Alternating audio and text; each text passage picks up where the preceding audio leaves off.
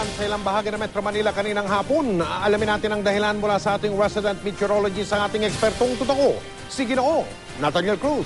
Mang Tani. Mike, dalawang weather system ang nagdadala ng mga pagulan sa ating bansa gaya ng naranasan natin kanina.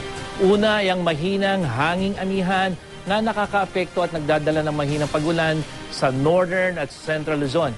At ang pangalawa, yung intertropical convergence zone na nagdudulot naman ng thunderstorm at malakas na pagulan sa southern Luzon, Bicol Region, Visayas hanggang sa Mindanao.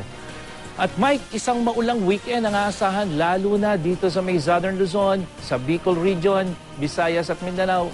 Pero mahina lamang dahil ito ay idudulot o magdudulot ng mga pagulan. Itong inaasahan nating isang sama ng panahon na nagbabadyang mabuo dito sa may Eastern Visayas o kaya dito sa may Eastern Mindanao at pwedeng dumaan yan sa kalupaan.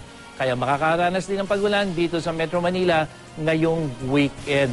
At makikita nyo po, mayroong mga pagulan lalong-lalong pagdating ng araw ng Linggo at Lunes. Gayon din sa Cebu, magkakaroon din ng pag-ulan lalong-lalo na sa Linggo at Lunes at maging sa Cagayan de Oro. Diyan sa Northern Mindanao, may mga pagulan din lalong mas malakas sa bandang araw ng Linggo. At dahil pa rin sa hanging amihan, asahan na ang matataas na alon dyan po sa seaboards ng Northern Luzon. Kaya pinag-iingat po natin yung mga maglalayag dito sa Northern, Western at dyan sa Eastern seaboards ng Northern Luzon. At para sa karagdagang update sa ulat panahon, pwede nyo rin pong bisitahin ang GMA News weather page.